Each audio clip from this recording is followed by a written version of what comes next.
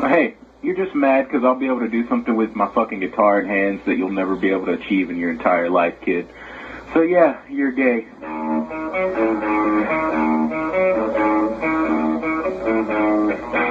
Hey guys, what's going on? My name is Tyler, and today we're going to be starting a brand new what if, and this what if is a One Punch Man only what if. I figured, I kind of want to bring different type of content to the table, so rather than just doing Naruto and some of JoJo and some of Dragon Ball, I'm going to be doing One Punch Man and actually putting that into the mix.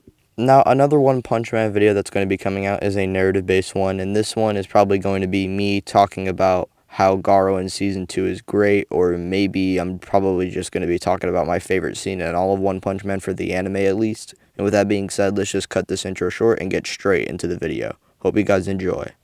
We start our story off when Garou is a kid, and instead of rooting for the villains and taking an interest in them, he would take an interest in the heroes, but Garou would still be different from the other kids. He likes to take into account the morality and what it means to be a hero. He believes that good heroes should have meaning when they become heroes, and why they do what they do. Whereas other kids would probably be like, oh yeah, you shouldn't probably think too hard on what it means to be a hero, they're just super cool and super strong or whatever, which Garou doesn't really see eye to eye and thinks it's pretty dumb. I guess you could say he's kind of like Stain from My Hero Academia in a way, where like the good heroes and the great heroes have meaning for what they do, and if they just want to save people just to save people and just to help out, then Garou respects that. But if he just does it, or heroes do it for just the fame, for the clout, Garou doesn't really respect that whatsoever. But Garou is aware that villains do bad things, and that's why he can't really root for them, because Garou wants to help out and chip in and do his part. Garou wants to benefit the world and make it a better place overall because, in this version, he likes heroes more than villains, so he's not going to go with the villainy side. So I think Garou here would want a more positive outlook in our world and essentially want more better heroes, or more heroes with a better morality, and all those heroes who are just famous hungry or clout hungry, they don't deserve to be heroes. Garou here believes that in order for his message to get across, he needs to be at the top. And so Garou, whenever he's at the right age, promises that he's going to become a hero, rank top amongst all of the heroes. So he's probably going to have to get to S class. That's what he's thinking to himself. And eventually he comes across Bang, and he trains under Bang. And eventually Garou would be at the right age where he is going to be a hero. So I think in this timeline, this human Garou, or this hypothetical human Garou, would be much more powerful than the canon human Garou we got in Season 2. Reason why is because he's actually training under Bang for a much longer time, so maybe he can finally finish his teachings. This time Garou is power hungry, but all for the right reasons rather than all for the wrong reasons. And so Bang would keep on teaching Garou, and this would lead into a stronger human Garou who could hypothetically surpass Bang in terms of power, skill, and overall strength. I just think it makes a lot more sense for Garou to be above Bang by the point of Season 1 of One Punch Man, because Garou's been training much longer and he didn't go off on his own. I would say Garou would start off as a hero right before Season 1, and I think he would climb the ranks pretty easily while we are following Saitama. We could see basically two main characters here, because in Season 2 we did switch the perspective from Garou to Saitama a lot. This even happened in the manga, which I believe is a genius idea, because Garou is definitely a character that gives off a protagonistic vibe. And I think in this timeline, since he's a hero, it makes a lot more sense for him to be a secondary main character. Now here, this would lead into Garou eventually getting to A class pretty easily. I would say before the Meteor event, he's well into A class, following right behind Amai Mask. And this would lead into the Meteor Incident, which we would first get Genos trying to chip in and trying to stop the Meteor, which doesn't work. And this would then lead into Garou trying to use all of the power and might he has within himself, and increasing his even base power with his willpower, and uses the Water Stream Rock Smashing Fist to try and stop the Meteor, which actually semi-works for, a couple of seconds, but the Meteor then just, comes crashing down again, and Garou would be pushed back, but Genos would save him quickly. So Garou here actually managed to do something to the Meteor way better than anyone had expected. That's really impressive and all, but the problem is that Garou only stopped it for a few seconds. Who's going to be the one to fully stop it? Because if they don't, they're all going to die. And this would then lead into Saitama walking on the rooftop, and Bang then questioning who he is. And Saitama would simply turn to Bang and Garou, and he would say, "I'm a hero," as he then jumps up and destroys the Meteor. Now, after the Meteor Incident, he does get a lot of flack because of the Tank Top brothers, but I think here Garou would actually chip in for Saitama and save him and say that Saitama didn't mean anything behind the attack. You know, they would have been dead without Saitama, and this would then lead into Saitama getting some credit for the Meteor because, you know, obviously a lot of people are probably thinking that Garou is just saving him to save him, and this would more so give credit to Garou and Saitama. So Saitama would receive a higher ranking in the Hero Association, and he would actually be low A class, while Garou would actually be low S class. So Garou actually received S class because of the Meteor Incident, and this would lead into a very interesting encounter. Now, after we see Garou get into the S class, he would obviously have an S class meeting with the heroes, and you know, we would get a whole introduction on all of that to all the S class. And in the same night when he's done doing some hero work, he would go back to Silverfang's dojo, but he would then come across a number 1 ranked A-class hero. And that hero would be, yes, you guys probably have guessed it already, a My Mask. He would then say to Garou how he doesn't like how he got an easy way into S-class and just got immediately above him. And he never really got a word in any of it. So a My Mask is then going to essentially try and see if Garou is really worth the S-Class title. At that point, a My Mask would then get in a fighting position, and he would then say, if you lose to me in a fight, then you don't deserve the S-Class rank, and you deserve to go back into number 2 of the A-Class. At that point, Garou would then accept the challenge as he then gets in a fighting stance of his own. The battle would then begin with the My Mask starting off on the offensive, while Garou is just kind of seeing what his opponent's fighting style is. My Mask is very fast and very powerful, surprisingly, and one attack could be pretty detrimental to Garou, so Garou has to be careful. This would then lead into Garou kind of figuring out how a My Mask operates, and he would easily react and finesse his way through a My Mask's attacks and would probably use the Water Stream Rock Smashing Fist, or the fighting style that Bang taught him, to just kind of incapacitate a My Mask with pressure point attacks and maybe even deflecting an attack of a My Mask of his own and reflecting it back at him with double the power.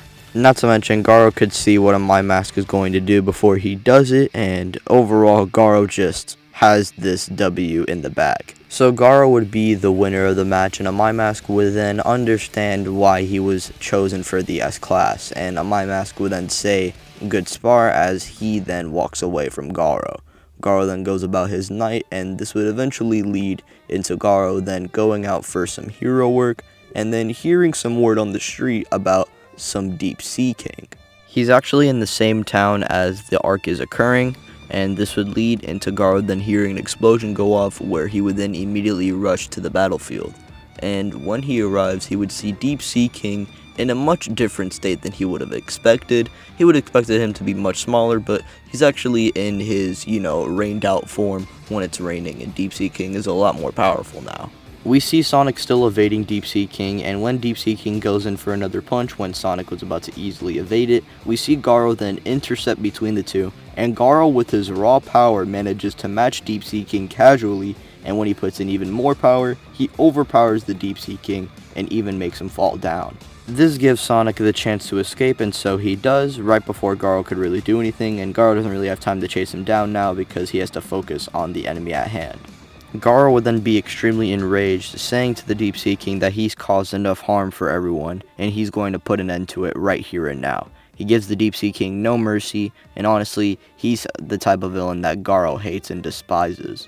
Garou here is going to show the Deep Sea King no mercy, and he then rushes at the Deep Sea King, and then his arms are then wrapped around in the Water Stream Rock Smashing Fist aura, and he would then throw a flurry of punches that leave him immobile due to the fact that he's actually attacking his pressure points. And even if you don't want to take that into account, Garou's raw strength is just outright overpowering the Deep Sea King. So not only is the Deep Sea King getting incapacitated, he's also getting overwhelmed and overpowered.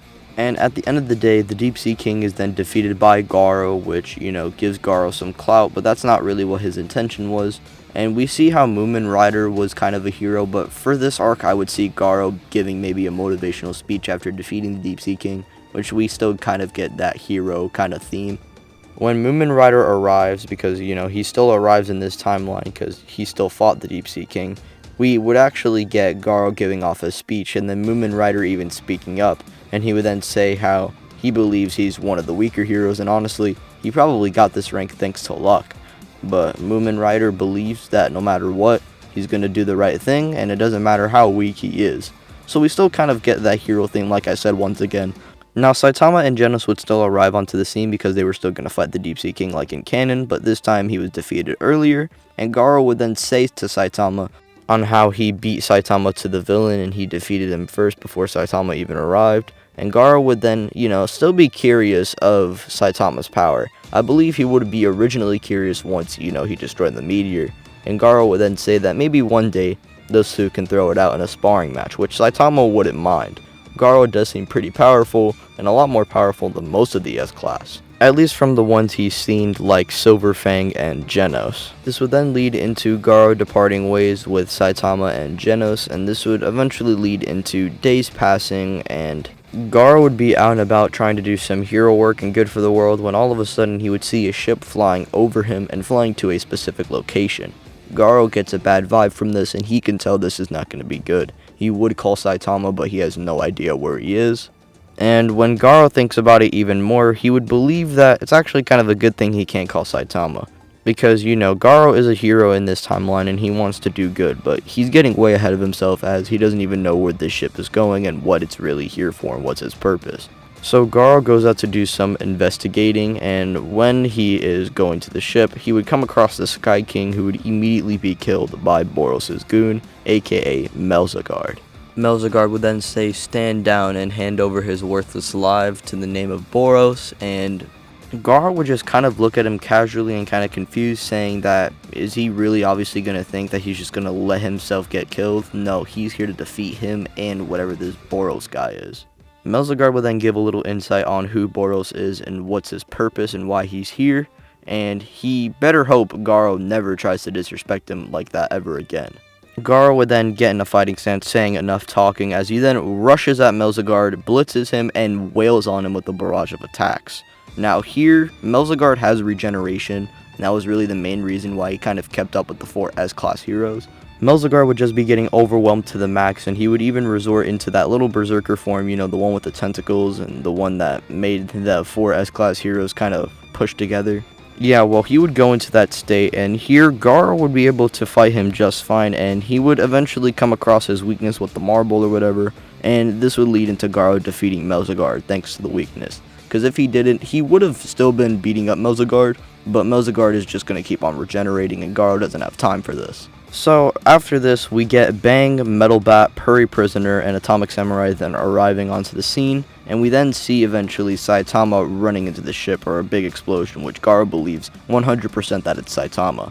So he would then ask Metal Bat to assist him, and Metal Bat would then put his bat out, and Garou would then jump up on the bat. And Metal Bat would then swing Garou all the way up to the top, and this leads into Garou then going straight through the ship and then going into a floor which he never expected to come across. He's in a dark area, and we see a man then approach Garou, a man in golden armor, and yes, you guys probably guessed it, it's Lord Boros. Boros would kind of give the same speech he gave to Saitama in canon, but this time with Garou here, he would say how he needs to bring down the evildoer, and just going around the universe and fighting strong opponents is kind of dumb, and he has no purpose. Garou can understand being bored, but being bored and then just resorting to just spurging and destroying everything around you, he believes that's foolish, and he would then get in a fighting stance, and he would then say to Boros that he won't get a match here because Garou is going to completely destroy him. Boros in his armored state would try to face Garou, but Garou just has such a major speed advantage over him and proceeds to even smack him into a wall. Now, Boros would probably have the power advantage, but Boros is just too slow for Garou, and Garou has plenty of skill. Garou, with his major skill advantage, was able to fight Saitama, and this is a later Saitama which would be stronger than the Saitama that fought Boros. Because a Saitama from Tuesday would be able to one-shot a Saitama from Monday. He gets passively stronger and is able to one-shot himself from a day prior. Garou would most likely be weaker than the Garou that fought Saitama, obviously, in the webcomic, but I believe human Garou, or this version of Garou, would definitely be above the normal Season 2 human Garou, and probably maybe even go toe-to-toe with half-monster Garou. The only problem is the regeneration, but I'm talking about in terms of physical strength. But he probably would be more skilled here because he fully completed his training with Bang rather than just rebelling early. And so with this happening, Garou would be with such a major skill advantage over Boros, it would be to the point to where even released Boros wouldn't be able to fight him, and Boros would be, getting fatigued and getting slower, while Garou is adapting and getting stronger and faster. Boros eventually would then resort into his Meteoric Burst form because he would be too fatigued, and with his Meteoric Burst form he would be going beyond his physical limits and would be able to outright overpower and outspeed Garou here. Boros with one effortless strike would be able to send Garou through the ship and through the ground pretty easily and casually. At that point, Garou would be able to get up in time, and Garou would then kind of trigger a transformation of his own. Because as we all know, in the main timeline, Garou does get that monster transformation, but in this timeline, he would get it through different means. Garou believes that he has to try and defend everyone. He's the only hero right now other than Saitama that could take him on, but Saitama doesn't seem to be here, and he's not really present. So Garou just kind of goes beyond his limits, and Garou would awaken his monsterfied form through a state of need. And with that being said, Garou would then gain the strength, and he and Boros would then clash once again, but Boros would manage to overpower him. But Boros was pretty damn close to just losing that right now. And at that point, Boros would then say that he can't waste any more time, and he would then fire his Starburst cannon. As Boros proceeds to fire the attack, Garou sees his life flash before his eyes until, bam, Saitama would then be standing right in front of Garou as he then jumps up and splits the Starburst cannon with just one punch. We still get the cloud splitting scene, and Boros is defeated, with him saying to not only Saitama but also Garou how neither of them were the prophecy, because Garou had to get a new source of power to even try and contend with him, which still failed, and Saitama was just outright too damn powerful. Garou would then say how he was way in over his head, but Boros was even more. And honestly, if this villain won the fight, he would have been disappointed. But luckily, two heroes managed to come together and actually managed to do something to this man and defeat him. Mainly one hero, but Garou did chip in. Garou would then say to Saitama that he did good, and Saitama would then say, "Right back at ya," as the two of them then walk away. Garou and Saitama would then walk away, leaving this entire thing behind them, and this arc would eventually conclude, with Season 1 also concluding. But at the end, we would then see Garou saying to Saitama how the next time they meet, they're definitely going to have to throw some hands. Garou believes that he needs a lot more practice if he's ever going to try and match up to Saitama, and he doesn't want to blow his expectations, so Garou's just going to keep on training in this new state. Saitama then smirks as he and Garou then fist bump each other, and they part ways once again. This would lead into Garou training up his half-monster form and actually showing it to Bang, which Bang is surprised by. And both the heroes would go back to their usual day of saving. And this is where we're going to be leaving part 1 off for now. Thanks for watching, subscribe if you're new, hit the notification bell, follow my social media links in the description. Peace out, guys. Hope you enjoyed.